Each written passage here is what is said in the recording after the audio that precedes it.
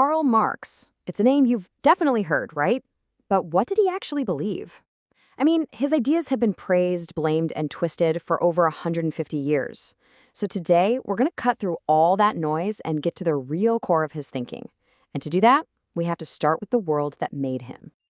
Now, this isn't something out of a horror novel. This was the actual reality of the Industrial Revolution. This was the world Karl Marx saw around him. And look, to really understand his radical ideas, you first have to get your head around the sheer brutality of the factory system he was trying to make sense of. So yeah, it was this age of incredible progress, but at the same time, just incredible suffering. And it's right there, in that clash, that misery, that Marx's entire way of thinking gets started. You know, what's truly shocking when you actually read Marx is how specific the horrors were. He meticulously documents all this in his huge book, Capital. He talks about potters who were physically degenerating, just stunted and ill-shaped from their work. He describes the so-called Lucifer matchmakers, mostly children, being slowly poisoned by the phosphorus they handled until their jaws literally rotted away. And get this, conditions were so awful that people were signing public petitions just to demand that the workday be lowered to 18 hours a day. Think about that. Marx saw a system that he could only describe as a slow sacrifice of humanity. But here's the thing, and this is a huge twist a lot of people miss. Marx wasn't just some critic of the new capitalist class, the bourgeoisie. In a way, he was also kind of in awe of them. He saw them as this incredible engine of creation, building things that made the pyramids and Roman aqueducts look like child's play.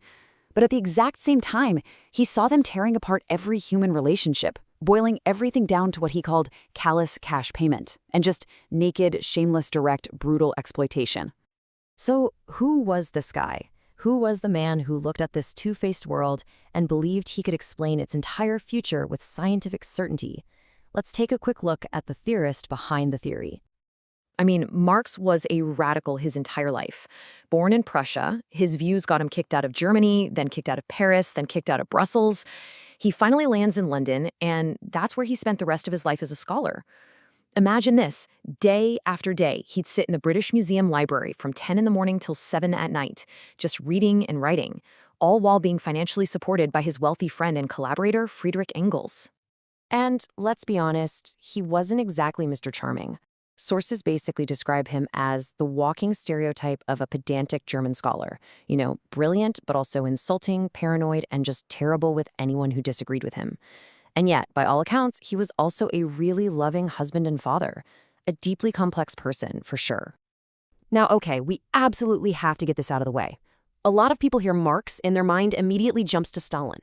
But blaming a scholar scribbling away in the 1860s for a totalitarian regime in the 1930s is, well, it's just a huge historical stretch. He can be wrong, he can be unpleasant, but that doesn't make him responsible for how other people used or completely misused his work long after he was gone. All right, so how did Marx see society? Well, for him, it all boiled down to one single central conflict, the class struggle. He basically argued that all of society was splitting into two great camps. You had the bourgeoisie, the owners of the factories, the mines, all the capital. And then you had the proletariat, the workers, who owned nothing but their own ability to work. But here's the thing. Marx thought he was doing way more than just, making a moral point. He genuinely believed he had discovered the scientific laws of motion for capitalism. He thought he could predict its future with the same certainty that a physicist could predict the motion of a planet. The absolute bedrock, the foundation of his whole theory, was something called the labor theory of value. Now, this was an idea he actually adapted from classical economists like Adam Smith, but here's the core of it. The economic value of a thing is determined only by the amount of labor it takes to produce it. For Marx, this was the key. He didn't really factor in things like demand or rarity or anything else. It all came down to labor. And this is where it gets really dark.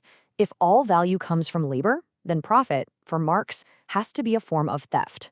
He argued that a worker might create, say, $10 of value in a day, but they're only paid $5 in wages.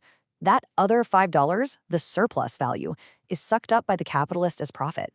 That's why he used this famous metaphor. For him, capital was like a vampire, only living by sucking the value created by living labor. And this is the crucial part. From that whole vampire-like setup, Marx predicted 4 things would happen. And not just maybe happen. He saw it as a scientific certainty. First, as machines replace workers, there's less labor to exploit, so profit rates will just inevitably fall. Second, big companies will crush small ones, concentrating capital into fewer and fewer hands. Third, the system will be rocked by bigger and bigger economic crises.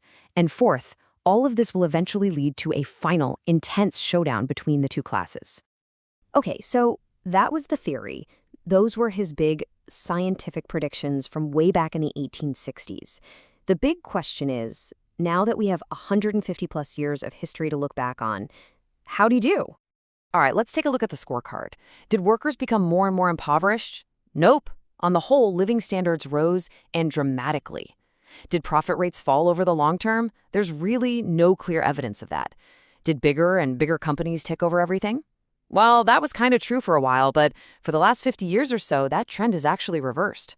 And what about the constant worsening crises? Well, we had one Great Depression, but the system hasn't continually collapsed the way he said it would. So why was he so off? Well, most modern economists will point you right back to his starting point, that really controversial labor theory of value. It just doesn't quite work. It completely ignores the role of demand. I mean, what if you labor for weeks on something nobody wants? It ignores the value created by smart management, by risk-taking entrepreneurs, and by the machines and capital themselves. And Marx also had this huge political blind spot. He just couldn't imagine a system that would, adapt and reform itself. He didn't see the rise of the welfare state with things like Social Security, unions, and workplace protections, all the stuff designed to sand down the harshest edges of capitalism. And he certainly didn't anticipate how things like constant innovation, the rise of a mass consumer society, or even access to credit could create whole new forms of value and stability he never dreamed of. So, if his scientific predictions failed, why on earth are we still talking about him? Why is he still one of the most influential thinkers in history? Well, this is where we have to separate Marx the scientist. The great irony here is that Marx himself would have absolutely hated this conversation. He wanted to be judged as a scientist, and by that standard, you gotta say, he didn't get it right. But if we stop there, we're missing his true, lasting power. Let me ask you something. Have you ever worried that big companies are just getting too powerful? Or that the whole economic system feels fundamentally unstable, like it's on shaky ground? Have you ever had that gut feeling that people just aren't being paid fairly for the value they create? Or have you simply believed that a more just society has to be possible? If you felt any of that, then you have felt the pull of Karl Marx's thinking.